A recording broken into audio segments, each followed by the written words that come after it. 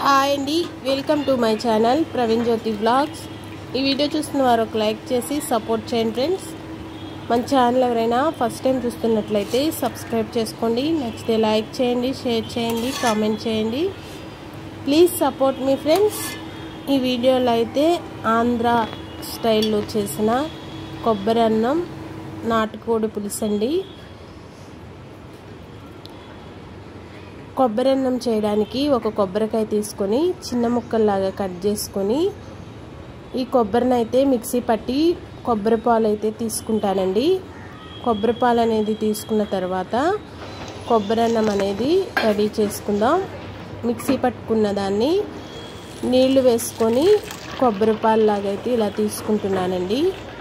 తీసుకున్న పాలనైతే మనం గ్లాసు కొలత కానీ లోటా కొలత కానీ ఒకటి పెట్టుకొని కొబ్బరి పాలు అనేది ముందు కొలుచుకున్న తర్వాత రైస్ అనేది తీసుకోవాలి. మనకి వచ్చిన పాలు క్వాంటిటీని బట్టి రైస్ అయితే తీసుకొని కొబ్బరి అన్నం అనేది చేసుకోవాలండి. గ్లాసున్నర కొబ్బరి పాలకి గ్లాస్ రైస్ అయితే పడుతుంది. నేను తీసుకున్న కొబ్బరి అంతా ఇలా మిక్సీ పట్టి పాలు అయితే రెడీ చేసుకున్నానండి. కొబ్బరి పాలు, కొబ్బరి అన్నం రెడీ చేసుకోవడానికి ఒక గిన్నె పెట్టుకున్నాను. 2 టేబుల్ స్పూన్ల ఆయిల్ వేసుకున్నాను. ఆయిల్ అనేది వేడిగా అయిన తర్వాత మసాలా దినుసులు తీసుకుంటున్నానండి.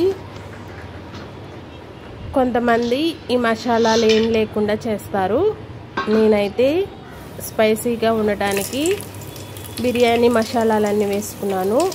ఇలా చేసుకుంటే చాలా టేస్ట్ ఉంటుందండి.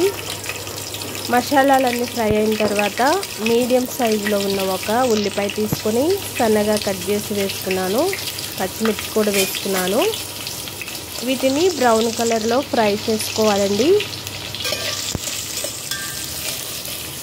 మన ఛానల్ ఎవరైనా ఫస్ట్ టైం చూస్తున్నట్లయితే సబ్స్క్రైబ్ చేసుకోండి ఫ్రెండ్స్. నచ్చితే లైక్ చేయండి, షేర్ చేయండి, కామెంట్ చేయండి. Please support me friends. ఉల్లిపాయలు, పచ్చిమిర్చి కొంచెం ఫ్రై అయిన తర్వాత దీనిలోకి కొత్తిమీర, పుదీనా కూడా వేసుకుంటున్నాను. కొత్తిమీర, పుదీనా కూడా వేసుకొని కొంచెం సేపు ఫ్రై చేసుకొని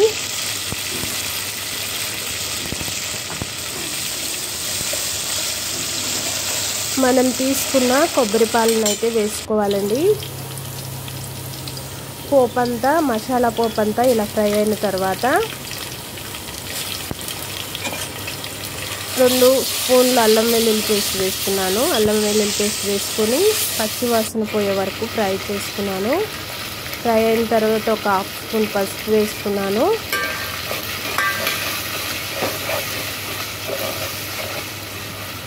పసుపు కూడా వేసుకొని దీనిలోకి మనం తీసుకున్న కొబ్బరి పాలను అయితే వేసుకోవాలండి. ఒక కొబ్బరికాయ తీసుకుంటే నాకు ఈ లోటాతో 2 లోటాలు కొబ్బరి పాలు అయితే వచ్చినాయి. 2 లోటాలు కొబ్బరి పాలకి 1 లోటా రైస్ అయితే తీసుకున్నానండి.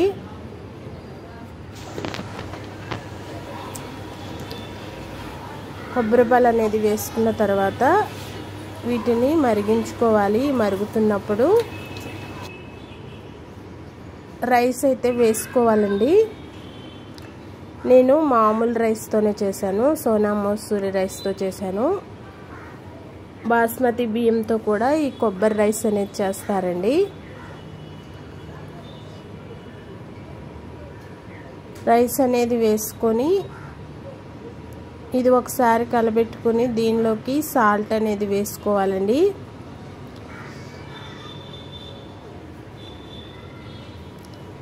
సాల్ట్ వేసిన క్లిప్ అయితే మిస్ అయింది. సాల్ట్ వేసుకొని రైస్ అనేది మనం ఇలా మగ్గించుకోవాలి. కొబ్బరి అన్నం అనేది రెడీ అయిపోయిందండి. దీని కాంబినేషన్లో, ఈ కొబ్బరి అన్నం కాంబినేషన్లో నాటుకోడి పులుసు అయితే చేసుకుందామండి. నాటుకోడి కాబట్టి నేను కుక్కర్లో అయితే వండుతున్నాను. ఈ కర్రీ చేసుకోవడానికి 3 ఉల్లిపాయలు తీసుకొని సన్నగా కట్ చేసి 2 పచ్చిమిర్చి అయితే వేసుకున్నాను. వేసుకొని వీటిని అయితే ఫ్రై చేసుకుంటున్నానండి.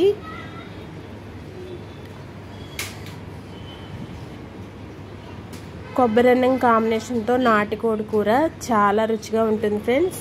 తెలిసిన వారైతే ఒక కామెంట్ చేయండి. ఆంధ్ర స్టైల్లో, ఆంధ్ర సైడ్ బాగా చేసుకుంటారండి ఇలా. ఉల్లిపాయ పచ్చిమిర్చి ఫ్రై అయిన తర్వాత నేను తీసుకున్న చికెన్ అయితే వేసేసుకున్నాను. చికెన్ అనేది వేసుకొని మగ్గించుకోవాలండి.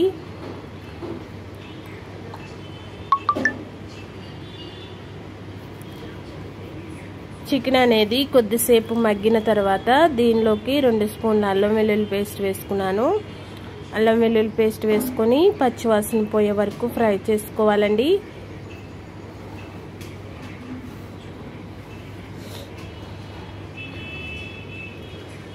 నాటుకోడి కూర కొంచెం గట్టిగా ఉంటుంది కదా, ఇలా కుక్కర్లో పెట్టి ఒక 2 విజిల్ వచ్చే వరకు ఉడికించుకుంటే టేస్ట్ అనేది చాలా బాగుంటుంది.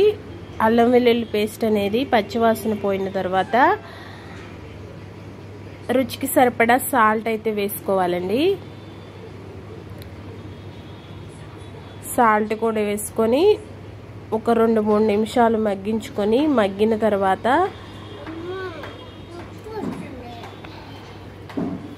మనం తినే కారాన్ని బట్టి కారం కూడా వేసుకొని మూత పెట్టి విజిల్ పెట్టేసి ఒక 2 విజిల్లు వచ్చే వరకు ఉడికించుకుంటే, 2 లేదా 3 విజిల్లు వచ్చే వరకు ఉడికించుకుంటే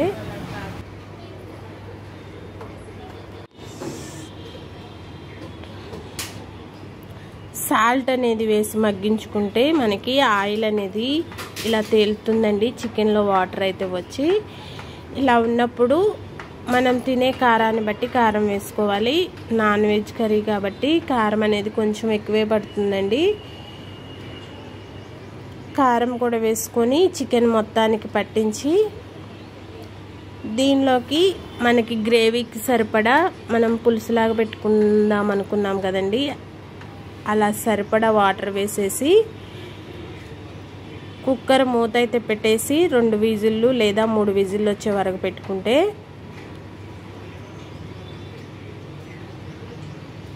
నాటుకోడి పులుసు అయితే మనకి రెడీ అయిపోతుందండి.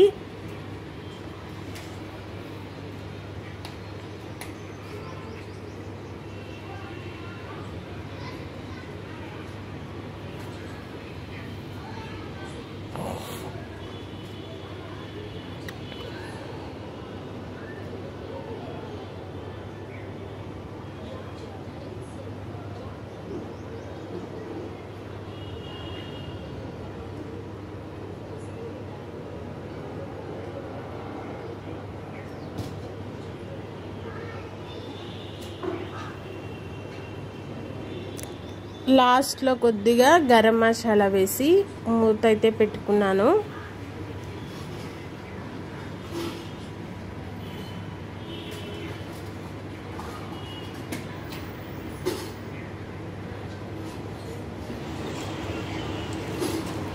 రెండు విజిల్లు వచ్చి ఉడికించుకున్న తర్వాత వేరే గిన్నెలోకి అయితే కర్రీ తీసేసుకొని ఇలా సర్వ్ చేసుకుంటే కొబ్బరి అన్నం నాటుకోడి పులుసు మనకి రెడీ అయిపోతుందండి. ఈ వీడియో కనుక నచ్చితే ఒక లైక్ చేసి మన ఛానల్ని సబ్స్క్రైబ్ చేసుకోండి. Please support me friends.